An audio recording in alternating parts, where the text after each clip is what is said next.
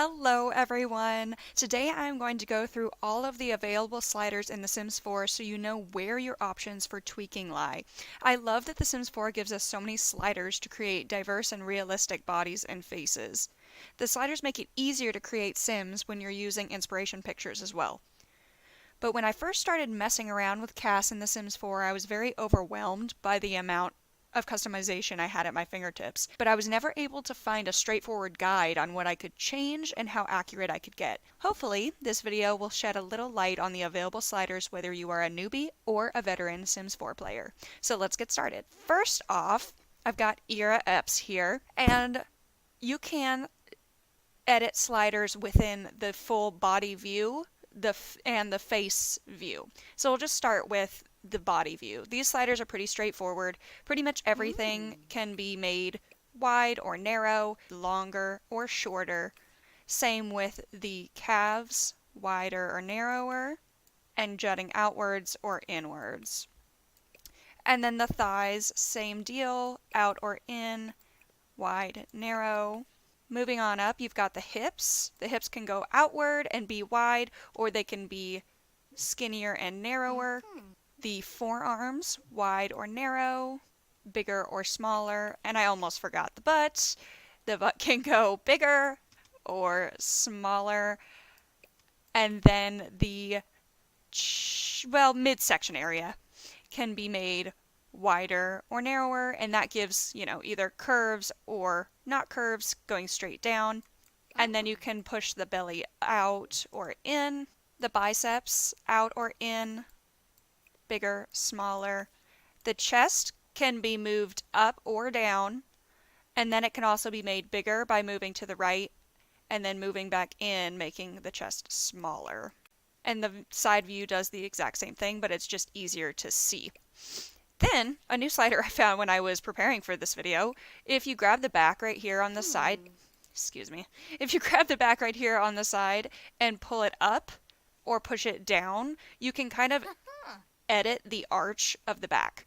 So she's got more of a straight back, or actually it's more of a curved back here, but in the middle she's got a straight back, she's got kind of a hunched back, and then a shoulders pushed back type posture, and you can tell that the chest is also lifted or lowered when you do that slider. Then from here you can also make the neck wider or narrower, which you could also do when you're in the face view. And then if you click on the body like you're going to dress her, you can edit these two sliders here. So you can make her chunkier or very, very skinny or in the middle. And then this one on the left side is the fit or not so fit slider. So when we go into the face view, we can do a number of things. Starting down here with the chin, you can make the chin longer or shorter, going back up into the face. You can also make that little cleft wider or narrower. Then we've got the lower jawline here. You can move this in any direction. So it could be made really long, really short, it could be wide, it could be narrow, or all of the above. Then we've got the upper jaw here. Same deal. You can move this in all directions. The cheekbones can be made higher or lower.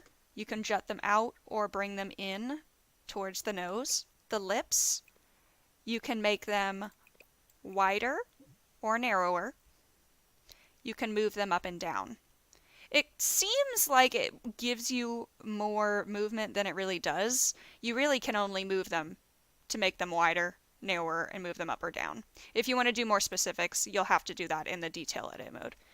The nose is the same way. You can make it bigger, smaller with this toggle, and then you can also use the 4-directional arrow to move it up, down, and make it narrow or wide. You can grab the bridge of the nose, and this arrow is going to pull the bulb of the nose up or down. If you go to the middle of the eye, you can rotate the eyes.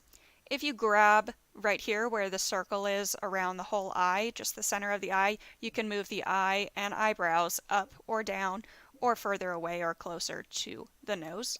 Then we've got the eyebrows. You can make the eyebrow arch go up, further out, further in, or down.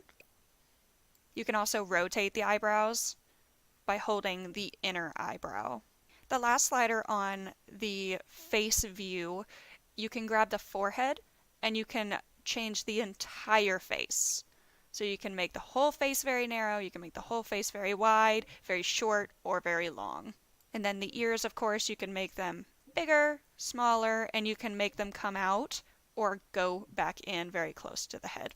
Now when you enter the detail edit mode, you're given a little bit more tweaking room. With the chin, you can move the cleft of the chin down or up, and you can also make the chin more square and boxy or more round. The lips can become fuller, have more width, I guess is what you would call that. The upper lip you can pull up. You can separate that Cupid's bow, or you can pull it closer together. You can make the lip smaller.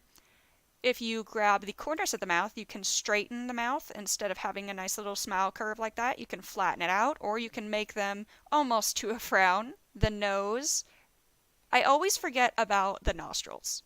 If you grab the nostrils, you can make them go up or down, which is more like a flare, or you can pull them out or pull them in and close them. If you grab the outer bulbs of the nose, you can pull them apart, push them close together, pull them up above the bulb of the nose or down below. Then if you grab the regular bulb of the nose, you can make that bigger or smaller, wider, narrower. And up here on the bridge, you can make the bridge wider or narrower. The outer jaw can be moved the same way that it was in the face mode. It's just sometimes easier to see in the detail edit mode so you can really see what you're doing. Same with the upper jaw, moving in the same direction. It does make it a little more square or a little more round. And then the cheeks, same deal. You can pull them up, outwards, wherever you want them to go. If you grab below the eye, here is that line right there. If you grab below the eye, you can pull the lid, the lower lid down or push it up to kind of make a squinty-like look. You can also grab the inner eye and just pull the tear duct up or down. And if you push it side to side, you can round out the eyes or make them almond shape. If you grab the white of the eye, you can pull just the eyes up or down, apart, or further together. If you grab the iris and pupil, you can make that part of the eye bigger or smaller. The top lid can be lifted or lowered and can also be shaped as almond or a little bit of a curve there. I don't know what you would call that, but you can curve it or you can make it an almond shape. The eyebrows can be straight or curved. If you grab the inner eyebrow, you can make the eyebrows flat or with a slight curve up at the middle or a slight curve up at the end. Then if you turn your Sim sideways, everything can be pulled out or pushed back in. You can also pull the nose out or in. You can pull the bridge of the nose out or in, eyebrows, and eyes. The forehead also moves out to be flat or to be more rounded. If you're interested in getting additional sliders, there are a ton of mod creators out there that are creating really, really great sliders to add to your game. I will link my Simspiration CC Finds blog down below, and you can take a look at that tag if you are so inclined. I hope this video was helpful to you, and I wish you well on your sim making. See y'all later.